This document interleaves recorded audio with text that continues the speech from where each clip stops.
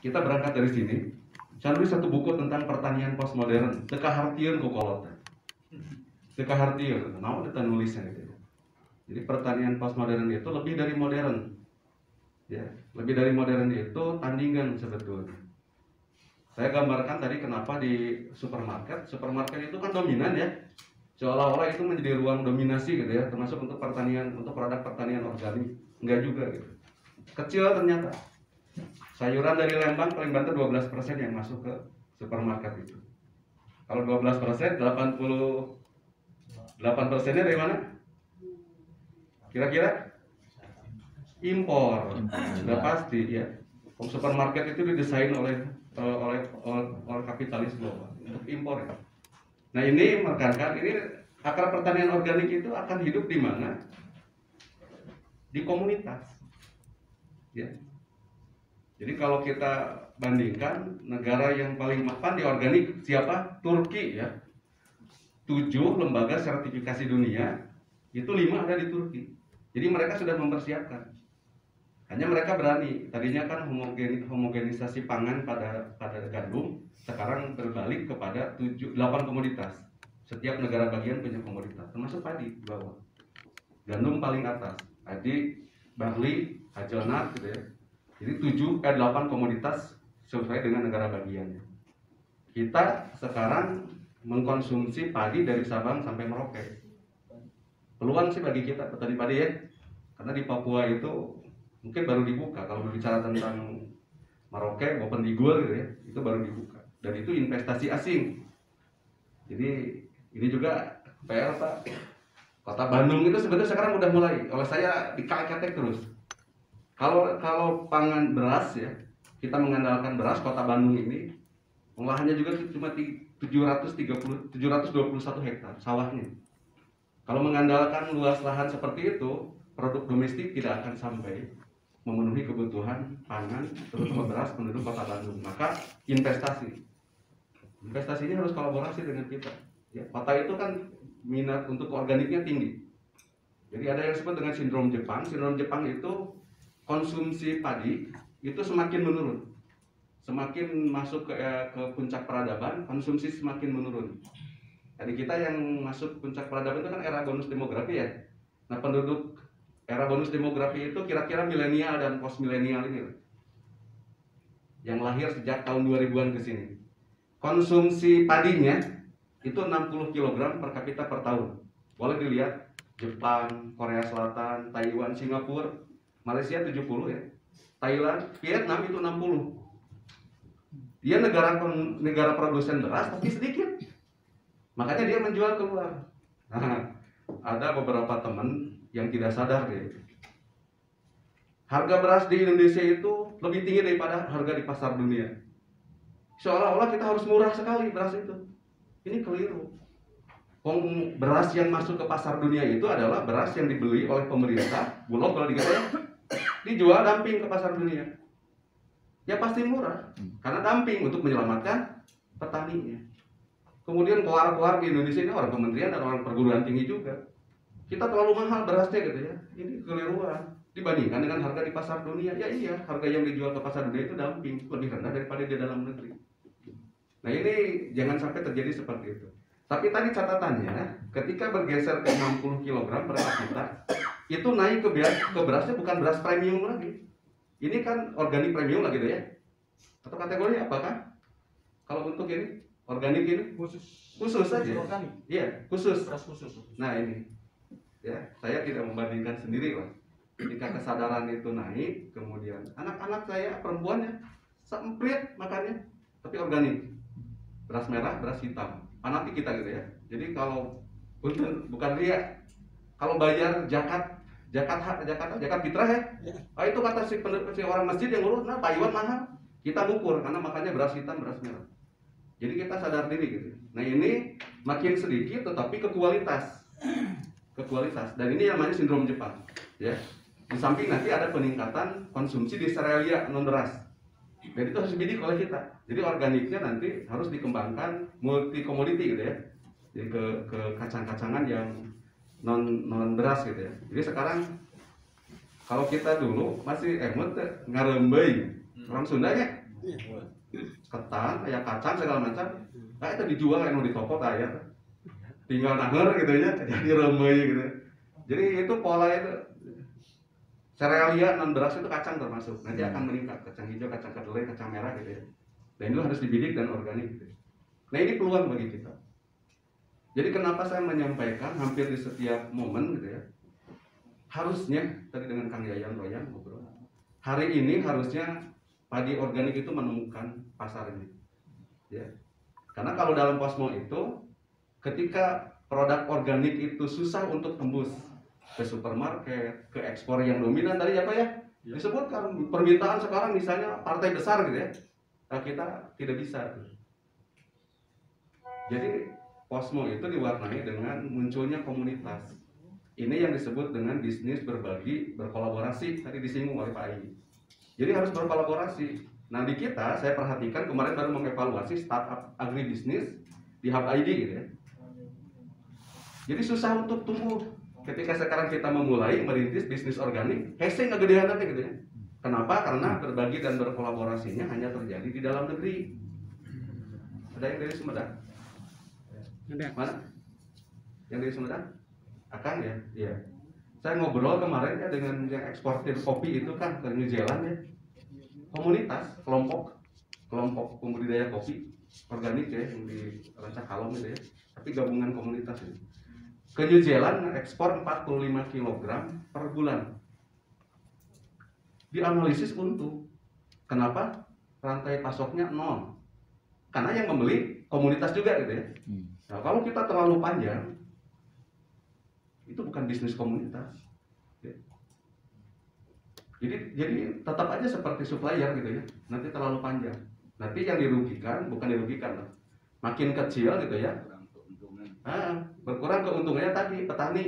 Supaya mah berupa ciwit-ciwit, kamu gede gitu ya. Karena kebetulan kakak saya juga pernah bisnis di padi organik, tapi tidak punya sawah. Ya, tidak punya sawah. Kata saya kan dari mana itu? Pusatnya di Garut. Kemudian, ya punya modal. Kata saya ini beras hitamnya dari mana? Dari Sukabumi. Dikejar maksudnya ke sana, ke daerah Sukabumi Selatan. Oh ternyata hasil penelitian itu anak S2 ya, betul orang Sukabumi juga yang meneliti. Ada dua Pak jenisnya, ada padi hitam yang lokal ya, ada padi hitam yang produk BP Padi ya. Oleh penelitian tadi, produktivitas jelas lebih tinggi ya BP Padi gitu ya, karena pendek, kemudian ininya padat gitu ya buahnya. Tapi kalau yang dikembangkan oleh masyarakat, salah satu di Cimas ada ya kan ya, itu ternyata yang lokal dan itu Huma. Tapi itulah yang asli gitu ya. Jadi kalau saya cari-cari yang itu, beli, kemudian diteliti oleh kita. Beli berapa? Kakak istri kan, berapa gitu. Waduh, kata saya terlalu timpang. Akang harus mihak oke ke petani ya. Harganya kalau dijual kan, kalau di kampus beli itu di kampus 38.000 per ini Pak, 38.000 per kilo beras hitam. Dan memang saya belinya di kampus. Sebagian dipasok, kalau tidak ada maka nggak beli online ke Simpati. Ya, ngambilnya gitu ya. 38.000. Kata saya diteliti oleh teman-teman yang di Sukabumi penyuluh. Waktu itu masih THM. Waduh timpang sekali. Nah kelihatannya masyarakat 5.0 ya, di sana harus berbicara. Jadi tidak cukup sekarang itu online dan sebagainya, tapi society 5.0-nya itu berlaku. Apa itu? Humanism, memanusiakan manusia. Jadi tetap si petani udah dimanusiakan. Oke, kok ulah gede teh nyokot. Jadi tidak ramah kitanya sesama manusia gitu ya. Nah, ini harus berbagi, itu namanya bisnis berbagi berkolaborasi. Yang kedua, kenapa disebut sekarang eranya untuk komunitas, termasuk untuk padi organik? Karena tadi, kalau kita mau berbisnis komunitas, sekarang ada online-nya. Tapi yang paling lebih, ini keluhan. Iya sih Pak Ayah online mah, tapi ngirim ke nana kan naon gitu. Itu PR kita Pak, untuk dinas terutama ya. Jadi kalau berbicara cek petani sayur, sanes teu hoyong Pak. Ya kan film mur kita online bisa saja masang misalnya sekarang. Tinggal nempel gitu ya, tapi ngirim ngangge naon gitu. Pakai WhatsApp. Dipoto dikirim gitu ya. Terus Nikmati aja gambarnya. Nah ini PR bagi kita. Jadi bisnis online itu bisa berjalan, jangan di dalam. Ini kasus kopi shop. Jadi kita evaluasi kopi shop sebandung. Di Jatinangor saja tumbuh satu mati satu, kanibal. Mirip seperti supermarket, berdiri satu mati satu gitu ya. Kenapa? Karena involusi. Loba ting di jeruk mungkrot gitu ya. Nah ternyata setelah saya lihat, saya selalu banggakan. Datang ke Jatos ke lantai 3, kemudian nganter anak jajan catain. Ya, catain ini kan saya tanya gitu, siapa yang punyanya? Itu Pak katanya. Si orang Thailand tanya pakai bahasa Inggris orang kita. Abdi terus selama di Bandung Pak, pakai bahasa Sunda. Si kehet ya bisa. Ya, ngobrol dengan saya, ngobrol. Kata saya itu ini milik siapa? Korporasi atau komunitas? Komunitas UMKM. Hebat sekali. Ini sebuah komunitas bisa ekspansi ke Indonesia. Oh ternyata sama kasus, ada Catain, kemudian ada Tahiti ya, itu juga komunitas. Nah kita itu harus sama seperti itu. Jadi tantangan untuk generasi baru itu bagaimana membuka pasar. Nah, kemudian kakak yang tadi yang bisnis ini, yang bisnis Pak Wahyu kalau nggak tahu ya, almarhum kemarin baru minum kopi. Dari bisnis itu kemudian dia diangkat jadi direktur PTPN 8. Saya dipanggil. Kata saya, Kang, ada nggak gerai PTPN 8 di luar negeri? Di Eropa atau di Amerika atau di Timur Tengah? Nggak ada. Jadi jangankan kita, BUMN saja tidak punya. Nah ini PR kita. Jadi kalau kita berbicara tentang bisnis komunitas, sebetulnya bisa lintas. Tapi yang menarik, saya tanya yang orang Thailand ini, kata saya nggak takut ditipu gitu ya, oleh orang Indonesia. Ternyata mereka sudah mempersiapkan sampai ke aspek legal gitu ya. Dilindungi oleh negara. Kita kalau kita mau jualan ke Malaysia, kan sih ditipunya. Pedagang bunga dari Lembang, berani sekali anak mahasiswa saya, kirim aja ke Malaysia itu, dibayar, nggak lulus anaknya sampai sekarang. Kata saya, kenapa kamu menyelesaikan? Utang gede Pak. Si pedagang bunga gitu ya, ternyata tidak dibayar. Nah ketika ngadu ke aspek hukum, aspek legalnya belum kuat. Untuk bisnis komunitas ini PR negara nih. Nah, di kita itu telat. Jadi ketika dulu kita nanda tangan tentang perdagangan bebas, termasuk perlindungan untuk komunitasnya itu kurang. Ya. Tapi saya kemarin diskusi di aspek hukum, itu lembaga advokasi sudah diajukan. Jadi ke depan memungkinkan, sama seperti yang tadi dari Sumedang, komunitas kopi ngekspor 45 kg, untung lah gede bisa. Karena langsung masuk ke sana. Jadi kalau kita tidak ekspansi, tidak kerjasama tadi ya, itu terjadi di toko. Saya lihat misalnya sekarang di Super Indo gitu ya. Cari yang simpati, gak masuk. Semua dari Jawa Tengah, Jawa Timur. Ini kan peluang pasar ada di Jawa Barat, tapi diisi dari yang lain gitu ya. Nah ini menunjukkan bahwa di kita pasar organik saja berebut di dalam negeri. Ya. Nah, kemarin ada anak mahasiswa kita, ada yang alumni agribisnis dari Unpad. Ya, Agrotek ya, angkatan 2014. Oh 2014. Ini ada 2008, mereka pada sekolah ada 60 orang ya, sekolah di Jerman gitu. Nah ada pameran organik, ya. Dan yang di sana pameran itu Emily itu kan yang dengan simpati juga ya. MOU-nya saya duduk di sana waktu itu, bawa mahasiswa, betul dengan Pak Hendrik, mantan kepala dinas. Oh sedang MOU, Kang Iwan kesini aja masuk katanya ke dinas. Ngobrol segala macam. Oh Emily gitu. Jadi ketika pameran itu adalah hanya satu Emily gitu ya. Nah, ini kan dominasi lagi gitu ya. Kata saya kok nggak ada komunitas yang masuk pameran itu. Nah ceritanya anak mahasiswa ini bukan pasti kenal lah. Anaknya Bumin, sekretaris dinas perkebunan ya. Yang punya Kiwari Farm, kopi di atas. Di Cilengkrang ya, di atas, bukan Cilengkrang, Saungujog ke atas. Ya betul. Nah itu ketika datang ke sana ngobrol dengan komunitas lagi di Jerman. Dia sampai sekarang bisa ngirim ekspor kopi aja sekontainer gitu ya. Karena bukan dengan negara, bukan dengan korporasi, dengan komunitas. Ya.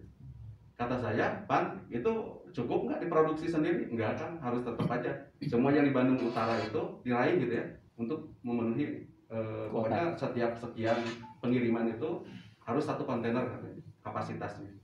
Nah ini berkumpul gitu. Kata saya untung kalau gitu, tapi was-was Karena takut tadi aspek legalnya di kita belum dilindungi. Nah ini mungkin PR-nya ya. Tapi kalau dari sisi bapak-bapak dan ibu-ibu harus optimis. Karena sekarang itu memang sudah terdisrupsi namanya. Jadi terdisrupsi itu supermarket sekarang udah pada rontok ya. Nah itu kalau di kita itu bukan karena bisnis online. Di Indonesia itu masih menggila. Sementara Cina dan Korea Selatan udah keluar-keluar. Matinya supermarket oleh bisnis online. Artinya ruang baru ini adalah ruang kita gitu ya. Karena di sana itu berbagi. Kemarin masih sombong ya. Sebelum pandemi itu tahun 2017 itu masih sombong untuk Starbucks gitu. Silakan tumbuh kopi shop di mana-mana, warung kopi gitu ya.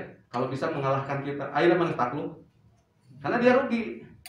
Dia akan mati menghadapi kopi shop itu. Jadi dominasi pengusaha-pengusaha besar itu perlahan akan mati. Nah, ini akan diambil alih oleh komunitas.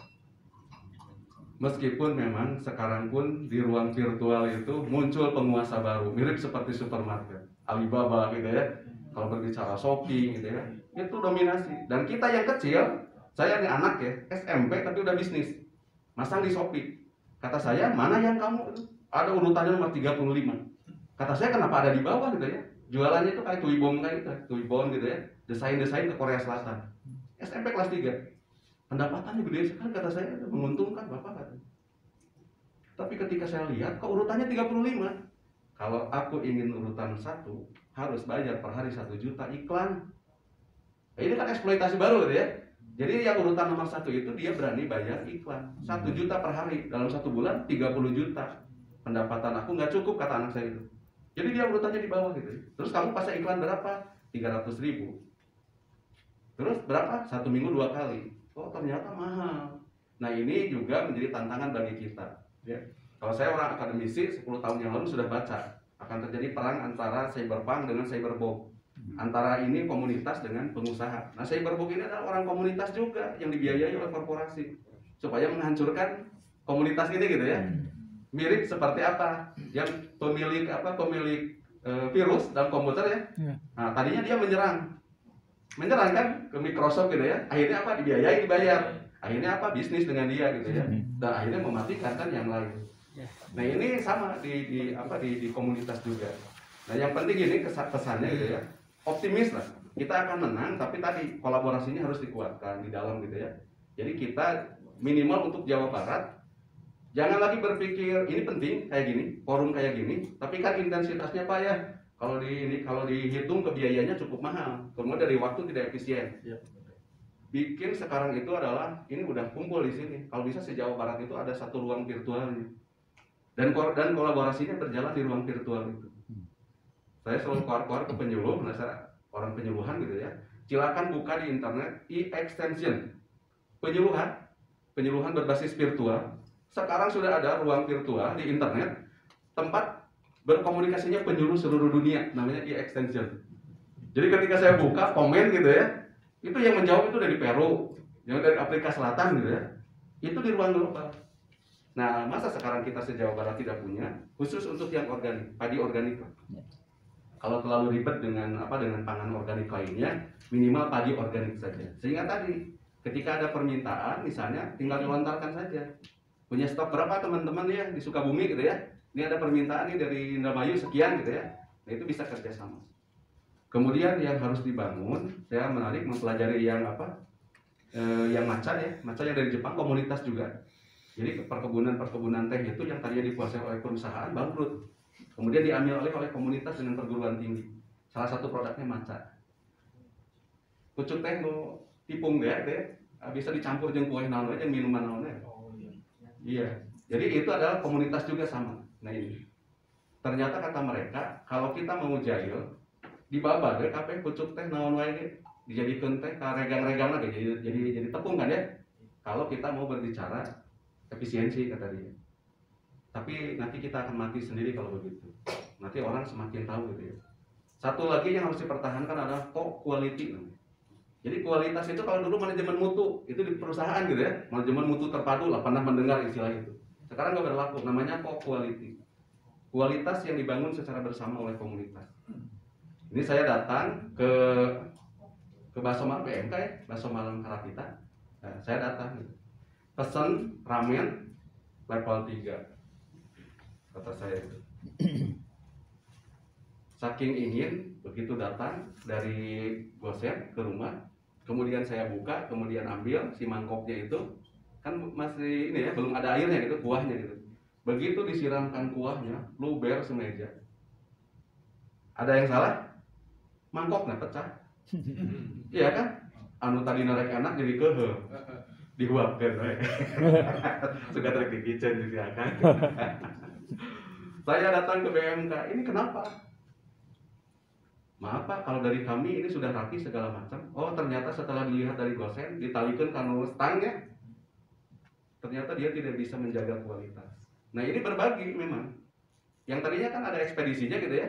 Kayak dulu kan misalnya sekarang KFC punya ekspedisi, kemudian Hoka Bento punya ekspedisi. Sekarang enggak. Berbagi tuh. Kajian mengeluarkan biaya, berbagi dengan Gosen, dengan GoFood gitu ya, atau dengan Gojek gitu. Tapi si Gojek ini tidak memperhatikan kualitas. Nah ini bisa menjatuhkan gitu ya. Maka semua pihak yang terlibat harus paham tentang kualitas organik. Jadi kalau kita makan, persis sekali Pak tadi gitu ya. Saya beli, nyari-nyari nggak ada yang biasa oleh kita dibeli gitu ya. Misalnya, kalau saya biasa simpati bisa beli. Karena ada yang ngirim dari Tasik gitu ya. Tapi ini nggak ada, udah habis, kemudian saya beli ke Super Indo. Ini hitam juga gitu ya. Nah begitu di pasar, betul kata si bapak tadi, kalau hitam beras Huma ya Pak ya, itu benar-benar hitam. Tapi kalau yang pendek dari mana? Dari BP Padi ya, memudar, tidak hitam sekali, ada merahnya gitu ya, karena memang produksi penelitian gitu ya. Beda dengan yang ini yang umurnya lama, gitu. yang asli yang lokal itu gitu ya. Nah itu juga harus disampaikan. Maka si bapak tadi ada yang jadi burung gitu ya. Itu kalau istilah sekarang itu big datanya itu harus nyampe ya. Jadi big datanya. Nah ini dari kemandirian ini yang tadi ya, kemandirian logistik harus ada. Jadi kalau kita tidak memiliki logistik, ini mengevaluasi Al-Ittifaq, ada yang dari Ciwidey, Kabupaten Bandung. Selama pandemi Al-Ittifaq melalui bisnis online naik keuntungannya 900%. Kata saya, Pak kerjasamanya dengan apa? Kita ada di kampung Kang Iwan katanya, mau kerjasama dengan Gojek, ngambil dari bawah ya, dari soreang gitu ke atas, gak akan cukup, rugi kita. Punya ekspedisi sendiri, ya punya ekspedisi. Jadi ini adalah upaya dari kita, ini adalah kemandirian logistik. Kalau kita komunitas ya tidak memiliki kemandirian logistik, tidak akan mendapat keuntungan dari peluang yang terbuka dari bisnis online itu. Karena memang di kita belum cukup. Sekarang sayuran, kalau beras oke lah, dititip ke Tiki masih 3 hari gitu ya, atau ke JNE misalnya, ke pelaku distribusinya gitu. Tapi kalau untuk sayuran kan nggak bisa, meski langsung gitu ya. Nah ini maka dibuatlah gosen-gosen lokal. Saya pernah menuliskannya, satu yang dibuat oleh Mekartani Jaya, Pak Haji Doyo ya, Pak Doyo yang ada di Lembang untuk sayuran. Jauh sebelum kita ramai berbicara tentang kemandirian logistik, mereka sudah ada anggotanya yang bergerak di logistik. Jadi tidak tergantung ke ekspedisi umum. Dia kirim bayar. Kata saya, Pak, Bapak kanu sayuran, abdi mah henteu khusus saya abdi mah logistiknya hebat ya pembagian. Nah, ini yang dibutuhkan oleh kita. Jadi kalau kita ingin meraih, maka kita pun harus mempersiapkan. Tapi bukan milik sendiri ya. Misalnya kelompok membeli gitu ya. Oh, jangan. Mahal biaya maintenance, biaya pengelolaan kendaraan gitu ya. Bermitra dengan ojek lokal gitu ya, bayar aja oleh kita. Jadi kalau saya dari Jatinangor mau ngirim ke orang tua di mana, di Pasir Koja, di Sumbersari, kirim aja 100.000 gitu ya. Tapi kan volume besar ya, kirim ke sana. Kadang sampai tambahan ya kalau gitu. Nah ini ojek-ojek lokal ini atau untuk logistik lokal ini perlu dibangun oleh kita supaya ruang virtual yang memberi banyak peluang itu bisa dimanfaatkan oleh kita. Kemandirian komoditas ini untuk ekologis ya. Kita juga sama, tadi ada yang merah, ada yang hitam. Saya baru selesai menulis sejarah padi Jawa Barat 2000 tahun. Jadi beras hitam itu 1200 ke kita ya, beras putih itu ya. Beras putih baru masuk ke tanah Sunda ini 1200. Ada dua, ada dari Indika, dari India itu dari Lembah Gangga gitu ya, India itu. Karena di sana terjadi perubahan iklim, dingin lah. Yang satu lagi dari Japonika, dibawa dari Lembah Yangtze dari Cina gitu ya. Tetapi waktu itu disebutkan oleh siapapun, Ya, si Pahiscan itu kan orang Cina ya, yang mengembara datang ke sini di pinggir lautan melihat semua pelabuhan di Tatar Sunda ini penuh dengan beras. Dan itu adalah beras merah, beras hitam, dia asli itu. Kayak di Cimas itu. Jadi itu ada ciri kita. Maka kita kompetitif di pasar dunia ketika kita memasarkan beras-beras lokal ini. Kalau di Cina ada beras putih, beras hitam, beras kuning ya. Sampai didesain itu ya, untuk agrowisatanya gitu. Kemandirian logistik harus perhatikan kemandirian komunitas. Nah ini juga sama tadi ya. Kita harus mentaruh ke mana ke internet. Kemudian kita harus tertaruh dengan komunitas lainnya. Jadi pemilih Sukabumi harus tertaruh dengan komunitas yang ada di Kota Bandung ini. Karena di sini pasarnya terbuka. Kalau di sini bergeraknya di pemasaran, maka di sana diproduksi gitu ya. Tapi tadi ketika terkoneksi langsung, maka lebih efisien, biaya marginnya tidak terlalu banyak yang keluar. Kemandirian subjek ya, ini otonomi pangan lah. Jadi tiap daerah punya kekasan. Jadi peneliti lokal untuk pangan lokal itu kan sekarang di Undang-Undang Pangan diberi ruang. Sekarang tanah merah saja menyerahkan benih sebar itu untuk sayurannya. Benih sebar itu diserahkan ke komunitas, ke penangkar benih. Karena mereka kalau memproduksi sendiri biayanya mahal. Berarti udah meyakinkan bahwa mereka harus bergeser ke komunitas juga ya.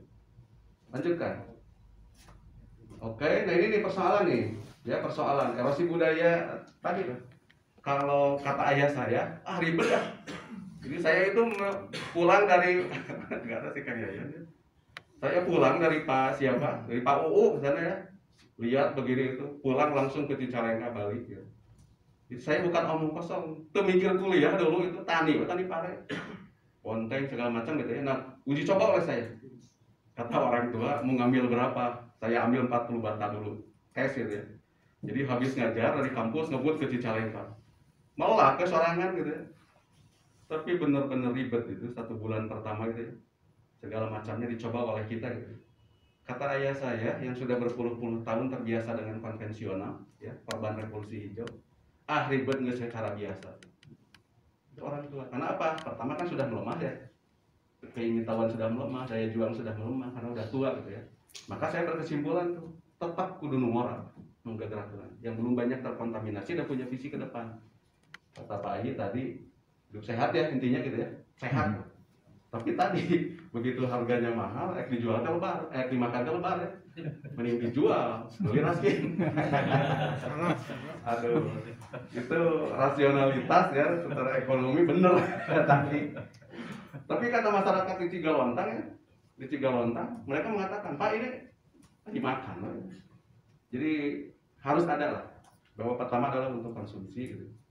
Kemudian yang kedua memang ada orientasi itu rasional kalau orientasi bisnis, tapi budaya masyarakat Jabar Tengah dan Selatan itu dulunya beda dengan utara. Kalau di kita itu menjual, ya saya sendiri kalau panen baru dijual ketika sudah sampai ke masa panen berikutnya. Sisa yang di gudang itu kan dikeluarkan ya, nah itu baru dijual, diisi dengan yang baru. Kalau di Pantura candi panen nih dijual. Ternyata sekarang di Majalaya dan Jepara itu lagi ngetren gitu ya. Tebas gitu ya. Pantesan di Subang itu ada kasus busung lapar ya, karena memang tidak dapat datang ke gudangnya ada ayam. Nah ini mungkin perlu ada istilahnya penyuluhan juga supaya mitigasi pangan itu penting. Karena sekarang perubahan iklim, nggak tahu kan panen berikutnya. Tapi kalau berbicara mental, yang nomor satu adalah daerah Rancaekek, Majalaya, Ciparai, Bojong Soang ya, kedua Lakbok. Ada yang daerah Rancaekek, Ciparai? Haji Sobur. Luar biasa. Di sana 6-7 kali kalau di sana IP 7 kali. Karena saminggu banjir melak deui. Panen sekali. Kalau Lakbok masih untung panen bat, nah macan dipanen hijaunya sakeueum kita deui. Tapi daya juangnya luar biasa, itu punya komitmen. Jadi beda ya. Kalau punya komitmen, kata orang Rancaekek, Pak, kenapa nanam kan udah tahu banjir segala macam, kita masih punya harapan kalau menanam. Iya kan? Luar biasa. Karena itu banjir. Sudah itu banjir. Ini erasi budaya pertama, kemudian under value, ini hati-hati dari yang muda juga, anger. Karena sekarang dicitrakan nanam padi itu ya, aduh, mengerikan. Saya ngobrol dengan ibu saya kemarin. Kata ibu saya, baru selama Covid ini harga beras, harga padi ya, lebih rendah daripada harga jagung. 350.000 per kintal. saya datang ke penggilingan teman SD SMP, dan nah murah-murah tuh Kang Iwan numpuk itu, kurangnya kenaon beli. Dari penggilingan padi saja nggak ada yang beli. Kenapa? Semuanya dapat bansos padi. Beras ya, itu mematikan sebetulnya. Hati-hati juga. 50 kilo Nah, Bang. tuh. Dan jadi nggak ada yang beli, dan itu tidak pandang bulu ya. Mau yang kaya, yang miskin, dapat semuanya. Celaka petani. Kata saya, keluar-keluar di depan provinsi kemarin. Kata saya, ini kebijakan seolah-olah bagus, tetapi mematikan petani.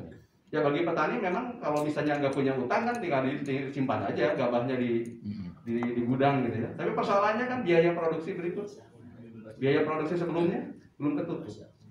Nah ini harus dikritisi oleh kita. Ya. Kemudian degradasi lingkungan, ini juga menjadi persoalan nih, harus tetap diantisipasi oleh kita karena nanti terkait kontinuitas. Ya. Kemudian kelangkaan, mahal. Saya tekankan tadi. Meskipun pemahal teh banyak, mungkin bukan mahal artinya, menguntungkan. Tetapi saya menegaskan harus mensejahterakan. Iya kan? Harus mensejahterakan. Kalau tidak, generasi muda nggak akan tertarik tuh. Organik sama-sama saja. Makanya pasarnya itu harus komunitas. Ini ada satu tuh dicatatnya di bawah. Kalau di Australia, lanjutkan. Nah ini untuk inovasi padi organik gitu ya. Itu di mana ada inovasi produksi ya. Nah ini harus disentuh supaya berdaya tarik pakai teknologi ya. Pakai teknologi ya yang canggih tapi jangan yang mahal. Jadi tidak harus mahal teknologi itu. Ya, bisa didesain. Kemudian inovasi produk organik itu ya dipasarkannya di mana? Kalau misalnya di Hub ID kemarin ada satu kelompok di Sukabumi kan banyak ya kecil-kecil. Dimasarkannya di mana? Kalau dulu namanya itu outlet lah gitu. Nah kita buat, kalau di samping ada yang di ruang virtual di internet gitu ya, ada juga namanya itu kayak resi gudang. Kalau di Singapura namanya Halmat ya, gudang cerdas. Gudang cerdas itu ada di Sukabumi ada. Jadi nanti kalau produksinya misalnya hanya 1 ton dari satu kelompok gitu, simpan aja di Halmat itu. Nanti Halmat itu yang akan menjual ke masyarakat lain. Kalau kita di komunitas atau di kelompok belum punya gitu ya. Nah di Sukabumi harus ada, di Tasikmalaya harus ada gitu. Tapi Halmat ini harus terintegrasi. Jadi kalau kekurangan ada permintaan ke Halmat Sukabumi, ya minta ke Tasik gitu ya. Nah ini untuk era seperti sekarang itu sangat menguntungkan. Jadi nitip itu kalau beras kan berat gitu ya, maka bukan ruang penyewaan, tetapi kiloan dasar untuk menyewanya gitu ya. Jadi untuk UMKM yang kecil-kecil itu kalau bisnis online sendiri mana sempat mereka gitu.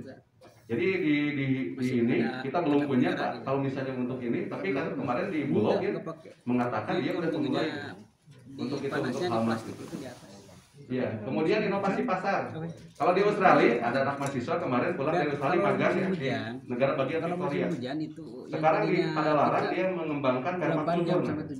Kata saya di sana itu satu kampung itu tidak semuanya organik, hanya beberapa saja. Tapi dia setiap minggu ada pasar. Jadi kalau di kota Bandung ada urban farming. Urban farming itu kalau di luar musim pandemi itu ada pasarnya 1 bulan sekali, yaitu di Agromarket Bandung. Nah di sana namanya CSA itu pasar komunitas gitu ya, supaya berkelanjutan gitu. Mereka kumpul sesama komunitas ketemu, ini mau produksi apa beli yang organik itu. Tetapi yang membeli banyak itu orang luar yang sengaja datang ke pasar itu. Nah di kita harus ada eventnya juga, misalnya sekian 1 bulan sekali atau 1 bulan 2 kali gitu ya. Misalnya di kota Bandung, di kota Sukabumi gitu. Jadi seperti pasar lelang. Ya, kalau untuk inisiasinya sih dari pemerintah sudah ada yang pasar tani itu ya, pasar tani itu organik juga masuk atau ada toko tani gitu ya. Tapi programnya kan kurang berjalan gitu ya. Nah ini untuk inovasi pasar ini sangat penting. Karena tadi kata Pak Ai, pasarnya tengah janjikan sama ada raik, apanya? Meskipun memang bukan orientasi utama satu-satunya pasar gitu ya. Kemudian untuk inovasi distribusi tadi lah. Kalau misalnya sekarang menginduk ke pasar-pasar online terlalu mahal, biaya beras sekarang kalau ngirim per kilo berapa? 18.000 Pak. 18.000. Kalau ini ya Pak, biaya kirimnya luar biasa ya. Sementara kita menjual Kiloan Pak. Kiloan. Pak itu ngirim kemana Pak kalau ini? Tergantung jarak juga ya? Tergantung jarak Pak. Oke. Taruhlah sekarang kalau saya beli dari Bandung ke Sukabumi. Bandung Sukabumi berapa ongkos kirim? Hampir sama Pak. Hampir sama ya. Karena saya pernah beli barang ya dari ujung Berung harganya 5.000, ongkosnya 20. Tapi apa boleh buat? Beli aja. Karena kita menghitung waktu yang hilang gitu ya. Yang kedua bahan bakar dan sebagainya. Bahan bakar kan ada dua. Kalau kendaraan yang kurang sapiring gitu. Ini inovasi distribusi penting sekali. Yang tadi supaya kita bisa memanfaatkan peluang pasar yang ada di internet itu, yang di online itu ya. Apalagi dalam kondisi pandemi, saya itu tidak divaksin karena punya sahabat dokter. Tekudu Pak Iwan sebenarnya gitu mah coba ripuh didinya kan. Saya nggak divaksin karena udah kebangun kata dokter itu. Tetapi begitu mau masuk ke Jatos nggak bisa masuk. Mana barcode-nya? Itu nggak punya Pak.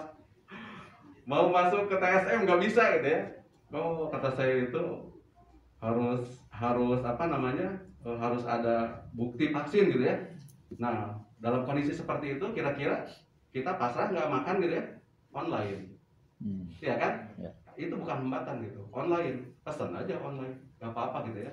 Artinya peluangnya itu memang terciptakan juga gitu. Nah maka ini harus dimanfaatkan oleh kita di inovasi distribusi. Satu lagi di literasi, jangan lupa gitu ya. Sekarang organik melemah. Kalau buka di internet di PR itu saya pertama kali nulis. Habis dari Tasik saya nulis langsung tentang potensi ya peluang padi organik gitu. Di opini itu. Pertama kali di PR itu. Kenapa? Karena kita harus meliterasi masyarakat supaya budaya masyarakat untuk mengkonsumsi organik juga meningkat. Jadi kalau sekarang hanya mengandalkan pemihakan akademisi, bisnismen gitu dalam pentahelik gitu, kata saya satu lagi kita konsumen sedang beli. Jadi kalau Cina itu kenapa bertahan 2 digit meskipun sekarang kondisinya pandemi, karena mereka punya pemihakan terhadap produknya. Jadi kalau sekarang misalnya ada 10 padi gitu ya, satu organik dan itu produk masyarakat petani Cina gitu ya, mungkin lebih dari separuh penduduk Cina membeli yang satu itu. Nah ini bukti pemihakan dari konsumen. Lanjutkan. Ini layanannya. Nah ini juga sama nih. Jadi kalau saya nyari-nyari ketika tidak ada di online misalnya sekarang ada, tetapi barangnya ternyata kosong gitu ya. Kemudian kita nyari. Kamu nyari itu ke pasar mana? Ya. Misalnya sekarang itu peluang gitu ya. Agroindustri sekarang butuh. Karena mau dicampur. Ini pasar juga gitu. Tetapi ketika berbicara tentang retail modern udah ada. Retail modern di pasar modern gitu ya, supermarket itu udah ada. Bahkan gerainya sudah ada. Tetapi kalau berbicara tentang farmer market, pasar tani, di mana nih di Jawa Barat gitu ya?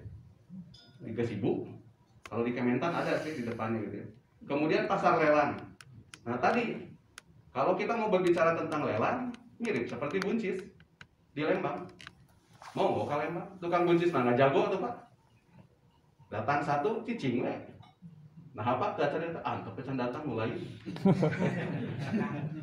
Kata saya pede bisa gitu ya. Nah Bapak bisa menetapkan harga. Terus apa? Dan menelepon belakang Keramat Jati. Nah harga dasarnya udah tahu. Datang satu nawar sekian bertahan. Datang yang kedua kan saling ini ya, saling timpang gitu ya. Terakhir yang keenam datang udah bawa kolbak kosong gitu ya. Kata orang Lembang, kera atau mau kolbak kayaknya bari temeli gitu ya. Jadi harganya mesti tinggi lebih 100, dia langsung mengeluarkan nambah 100 lagi. Kata saya, kenapa dia berani? Itu mobil udah kosong gitu ya. Dia punya. Mohon dipercepat Pak. Baik, ya. Terakhir. Ya. Kemudian online market tadi udah dibahas, community market termasuk tadi ya. Jadi pasar-pasar komunitas harus dibangun. Jadi di Sukabumi harus ada juga pasar lokalnya, pameran lokalnya ada. Kemudian di tingkat provinsi, ekspor. Apapun ekspor ini, tapi jangan berbicara partai besar tadi ya. Sulit bagi kita kalau partai besar. Yang penting legal aspeknya jelas. Kemudian di barcode. Udah barcode semua ini? Yang depan? Belum. Barcode. Itu big data namanya gitu. Nanti orang digitu aja pakai handphone. Kalau ini jelas gitu ya. Kalau udah seperti itu trustnya tinggi, maka itu orang cenderung akan membeli. Yang kedua, kalau kita mau mengembangkan Halmat yang tadi gudang-gudang ya, gudang cerdas. Artinya kita bisa menitip di sana, sekaligus nanti si gudangnya itu pengelolanya akan menjual juga secara online. Jadi kita tidak usah ribet gitu. Syaratnya itu harus ada berbarcode juga, berlabel gitu ya. Jadi jelas identitasnya, nanti tinggal jual. Nah ini belum banyak nih, ekspornya komunitas. Jadi jangan berbicara partai besar ya, dan harus ada kerjasama sesama komunitas. Lanjut. Nah ini pasar spesial ya. Jadi organik ini spesial, maka pasarnya pun harus spesial. Kalau kita pengalaman ya, sekalipun organik capek-capek gitu ya, dijual sekarang ke bandar, pasti harganya disamakan dengan beras konvensional. Karena bagi bandar tidak memperhatikan proses. Jadi tidak cocok masuk ke pasar umum itu. Maka pasarnya harus spesial, yaitu pasar komunitas yang tadi. Yang ada dua, ada komunitas fisikal, komunitas-komunitas yang ada di kota-kota lain. Yang kedua, komunitas virtual yang di online nanti. Lanjut. Nah ini terakhir ya. Padi organik itu butuh pemihakan dari semua pihak. Jadi kalau tanpa pemihakan nggak akan maju. Namanya juga oposan gitu ya. Anti dari kemapanan namanya itu, makanya disebut postmodern gitu ya. Dia menentang dominasi dari pertanian padi yang konvensional, yang anorganik ya. Maka butuh pemihakan dari semua pihak, termasuk dari komunitas petani, organisasi tani gitu. Pemerintah sudah pasti. Jadi kalau tadi harganya lebih mahal dari beras konvensional, ya harus. Nah supaya sekarang mahal gimana caranya? Dibeli dulu. Ya, dibeli dan harus ada subsidi. Kalau dulu kan Go Organik 2010 ya, ketika rame itu, meskipun implementasinya ada SRI, ada digabungkan dengan apa namanya, pertanian yang baik dan benar itu apa? Betul. PTT ya? Iya betul. SRI dengan PTT. Waktu itu biayanya dari mana? Nah, betul di Bank Dunia saya mengevaluasi di 9 provinsi itu jalan. Ya, jalan waktu itu karena memang proyek dan itu didanai waktu pertama kali dari WISEM. Masih ada yang dengar lah kalau di irigasi ya. Waktu irrigation sector management itu kan biayanya luar besar-besaran gitu ya. Salah satu muatan yang dikelola oleh Dinas Pertanian Tanaman Pangan adalah SRI dengan PTT. Di samping JIDES dan JITUT-nya ya Pak ya. Nah ini pemerintah, akademisi, media, konsumen satu lagi. Ini harus diliterasi konsumen itu. Jadi informasi tentang organik itu harus sampai ke konsumen. Harganya harus mahal agar berdaya tarik dan mensejahterakan petani. Berdaya tarik bagi siapa? Pemuda. Kan sekarang ada generasi. Saya baru mengevaluasi ya dari IPAD, mengevaluasi 4 provinsi meskipun Covid ya. Harus ke lapangan. Jawa Barat, Jawa Timur, Kalimantan Selatan, Sulawesi Selatan. Jadi berhasil atau enggak? Ya petani muda itu mau kalau berdaya tarik. Kemudian peluangnya tinggi untuk membudaya karena akan sesuai dengan budaya konsumsi generasi era bonus demografi. Jadi jangan khawatir. Tong hariwang orang Sunda. Karena si generasi ini sekarang dominan. Jadi kalau penduduk kota sekarang pertama perempuan. Saya yang pertama kali memetakan bagian akademis, memetakan jumlah mahasiswi itu 70% di seluruh fakultas. Perempuan 30%. Laki-laki 30%. Jadi posisinya ternyata dari SD, SMP, SMA sudah seperti ini. Kita tahu era generasi bonus demografi, perempuan banyak, konsumsinya kecil. Konsumsinya itu. Saya lihat anak saya yang perempuan, makannya itu apa ya, yang makanan Korea itu samyang atau apa ya? Kimchi ya. Kata saya ini kimchi itu begitu dimakan oleh saya 3 tai kucing kita hasilnya. Tapi ku anak sekarang itu favorit gitu ya. Kata saya makan beras. Enggak. Nah kecuali beras hitam. Ini apa beras hitam. Dia makan gitu ya. Samprit makan tapi gitu ya. Nah ini konsumsi bakal sedikit karena perempuan banyak gitu ya. Kemudian konsumsinya rendah. Tetapi tadi ke olahan pangan itu cukup tinggi, maka olahannya itu harus ada juga. Alternatif sekarang yang organik. Jadi beras itu diolah juga gitu ya. Kalau ada teng-teng itu dibuat dari apa? Ketan, beras biasa juga bisa Pak. Beras biasa juga bisa kan ya? Tapi organik. Nah ini kan ada iming-iming ya, beras organik, maka cenderung bakal dibeli gitu ya. Teng-teng organik gitu. Jadi apa boleh buat, sekalipun itu untuk branding, tetap harus ada gitu ya, upaya untuk meningkatkan nilai tambahnya. Karena generasi yang sekarang itu, kalau dihitung minum susu segar, susu murni, Kota Bandung itu sampai ditanya oleh saya, karena saya menganalisis NBM-nya gitu ya. Pak Iwan itu kok kecil sekali, karena permintaannya tidak ada. Saya akan menganalisis sampai ke Johor, berapa konsumsi Johornya gitu. Kemudian sekarang untuk susu-susu olahan yang sudah menjadi kemasan ya, itu berapa? Ternyata anak sekarang itu kemasan semua beli. Dan itu menguntungkan bagi impor. Ya kan? karena impor itu kemasan semua. Nah itu tantangan bagi kita bahwa generasi sekarang itu bukan hanya mengkonsumsi yang segar. Jadi kalau sekarang beras ini asli ada, ya oke, tetapi ada nggak olahannya? Nah itu harus dipikirkan oleh kita. Peningkatan nilai tambahnya dipikirkan supaya praktis untuk dikonsumsi. Ya. Jadi kalau misalnya dari Tasik, di Tasik itu ada ya yang langsung liwat gitu ya. Nah, liwat praktis itu kan. Gitu. Bahkan sekarang ada alatnya itu kayak tumbler, ternyata rice cook gitu, sasetan itu ya, beras organik sasetan gitu, jika kopi gitu kan, masukkan kayak tumbler gitu, diam aja di kereta itu, kamu lagi apa? Lagi masak katanya. Jadi sekarang alatnya makin canggih gitu ya, makin sederhana, praktis. Setelah itu makan ya, nggak pakai apa-apa, sudah ada Pak, ada dagingnya segala macam, luar biasa katanya itu. Nah ini harus dipikirkan juga oleh kita nih, organik yang sudah siap santap gitu ya. Kemudian pasar idealnya adalah komunitas seperti CSA ya, baik di dalam maupun di luar negeri, dan administrasinya harus lengkap yang tadi, barcode. Nah ini PR kita, harus berani, itu namanya kan big data ya, kayak indikasi geografis. Kalau kita lihat ubi Cilembu, begitu di barcode itu, oh ini asli dari Cilembu gitu ya, dengan ciri-cirinya. Nah, jadi ketika ada yang mau nipu nggak bisa, karena sudah ada barcode. Saya datang ke Kalimantan Barat, masuk ke pusat ekspor untuk arwana. Arwana kecil, oh nggak akan ada Pak yang berani. Kata saya nggak akan ada pesaing ini, nggak akan ada, dan nggak akan diterima di Eropanya juga. Kenapa?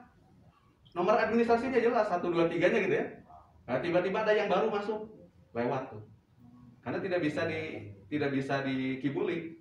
Barcode-nya jelas gitu ya, pakai chip. Nah dari kecil udah pakai chip gitu.